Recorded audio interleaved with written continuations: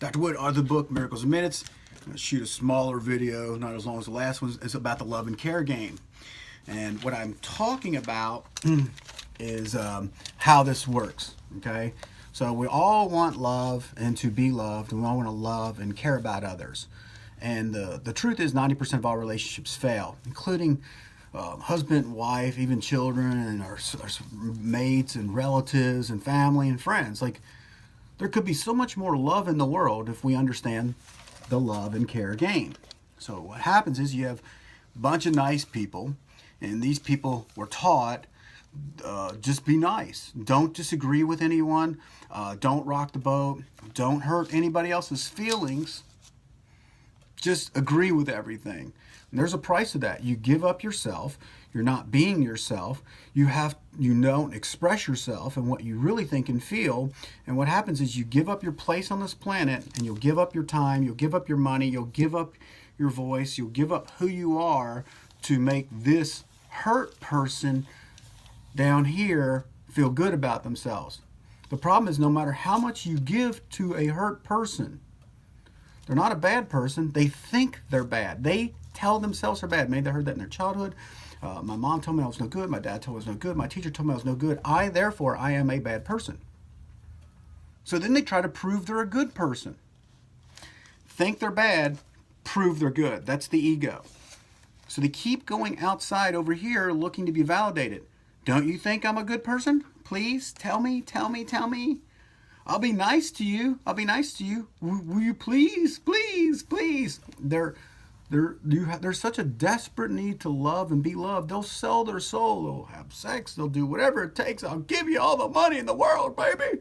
I bought you a car and a house. Just love me. Bad game. Everyone loses. It doesn't work. Because when you have a need for love, okay, it's a core human need.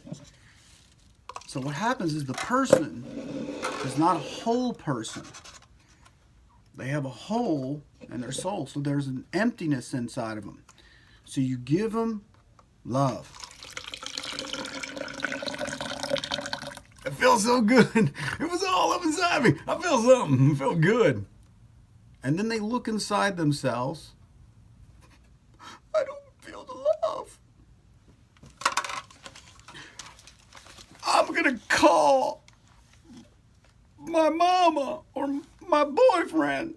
Don't you love me? I'm not feeling loved. Don't you know I'm empty inside?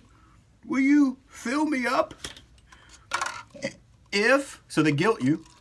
If you love me and cared about me, you would, whatever the condition needs to be met, you would take me on a vacation. Okay, let's go on vacation, baby. Oh, it feels so good to be on vacation. Isn't this nice? It feels so good. I'm feeling so loved right now. Short term.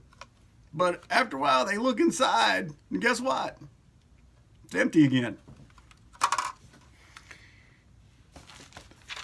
They're looking for approval over here. They're not approving of themselves. They're looking for you to accept them. They don't accept themselves. They're looking for love over here, so they come and get it from you. At the end, all the nice people, you know what they have? You're emotionally drained, you're financially drained, you're spiritually drained, you're fatigued, and then you go, I don't know if I want to participate in relationships anymore, because every time I do, I become a loser. This person has the hole in the bucket. It's like putting money in a pocket that has a hole in it. No matter how much money you put in it, there's none left. There's none left. It's not a bad person. They think they're bad. They think they're bad. That's all it is. What we need to do is talk to the nice people. Do you know that nice people is not a good way of being loving? You were told it's loving, but it's not. Being kind is. See, the definition of nice is you disagree with everyone. Being kind means I'm still showing you goodness. I respect you, but I just going to disagree with what's going on. You want me to give up my opinion as a unique individual soul on this planet who has my own thoughts, and you have to give up who I am to make you happy? who's the one who's the thief? You're stealing my opinions, or you're trying to use my voice to just have me agree with you. This person also uses other strategies. They use self-destructive strategies. I'm just so, I'm just so hurt. And this person's nice, and they come over like, hey, are you okay? Are you okay? I'm just hurt. I'm just hurt. Now, sometimes we are hurt. I mean, we are hurt. It's okay to be hurt sometimes. But when you're always hurt, or most of the time hurt, and you always have a problem, and you're full of problems, you're using problems to have people who are very nice, who are very kind, who like helping others, and you get all the help, but what you never do is you never help anybody else. You always help yourself, because you're selfish. You only think about yourself and your needs. You're never participating in the love game. You never care back, but how can you care if you don't care about yourself? See, if you think your validation's over here, you never say, hey, you know what, I do like myself. And you know what, I do love myself. And I do forgive myself. If you're always using guilt, you know who's full of guilt? The only thing you give is guilt trips to everybody else. You know who feels guilty? You feel guilty about something. What's missing is you're not forgiving yourself. You make mistakes. So then you try to hide your mistakes and pretend you don't make any. A perfect person. See, you can't be loved unless you're perfect. This is the way the love and care game works. No one's being truthful out here in this world of, hey, you know what? I'm a person. I make mistakes. And I accept my mistakes. And I kind of laugh at them. I'm kind of silly sometimes. But if you pretend you never make mistakes, you can never learn from your mistakes, so you stay in the mistake. You stay in the mistake, the nice person, and this person stays in the mistake.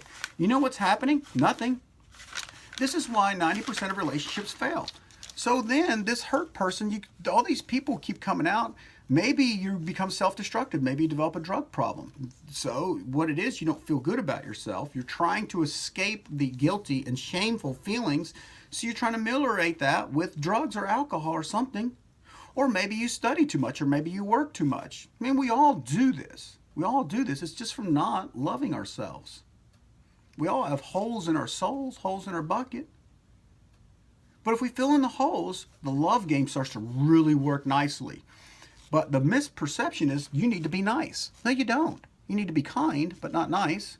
You need to be able to be assertive and be able to speak and hold your ground. You have to be okay with conflict. Every relationship has it. But you need to let it hold your ground in conflict. Doesn't mean beat each other up, but how to just speak directly to the person, be open and honest and truthful with love, kindness, and forgiveness, and compassion. And firm. I love myself, so I'm going to speak who I am. You're not going to run me over, get me to give up my position so you can feel better about yourself. You're asking me to give up who I am so you feel good. There's a problem with that. You're a thief. You're stealing my identity and my life to make yourself feel better. This is not fair. Okay? So it's guilt, hurt, fear, and shame as the techniques used to get love from others. There's a lot of church things. You know, the Bible says, don't rob from God. You should tithe. Well, that's guilt right there, and that's fear. You're going to hell. Oh, like God has a gun to my head? You know what? That's not the way it really says. It says this for all the people who are using that fear-guilt strategy. That's not love. That's conditional love. If you love God, then you'll do this. If you love me, you'll do this. I don't need your freaking conditions. You can shove them up your ass. Because you're not really loving me. You're manipulating me, but you're not loving me. See, if you love me, you accept me. And I would want to give to you out of my heart. Why am I giving? Because I want to. I'm just generous. I just want to give to you. So when it starts to work out nicely, what happens is you have no hole in your bucket. So if I give you time, love, and energy, guess what you have? You have, and I give you more time, love, and energy. Guess what? Since there's no hole, you have more love now. You have a greater appreciation. I appreciate this love in my bucket. And you know what, Dr. Wood? I'd like to share with you. I said, you know what? I'd like to share with you. But the person has a hole in their bucket. When you share with them, since they're selfish and narcissistic, they can never share back. It's always one direction. And no matter how much you give, it's always empty. Dr. Wood, this explains the love and care game, why it's not working out. You got to love yourself first. You got to fill in the hole in your bucket, then you get involved. Stop being nice. Be kind. Be assertive and learn communication skills. It's okay to have feelings. I'm having a bad day. That's okay. But just don't blame me or blame your partner for your bad day. You know what? You're responsible for your thoughts and feelings. Stop giving them to other people and saying they caused them. You're guilting someone else into capitulation to get a need met and make you feel better about yourself. You're responsible for your own self-management of your thoughts and emotions. No one ever taught you. So what it is, we're afraid of our emotions and we use other people to feel better about ourselves. Let's stop using each other and start loving each other. Dr. Wood, have a great day.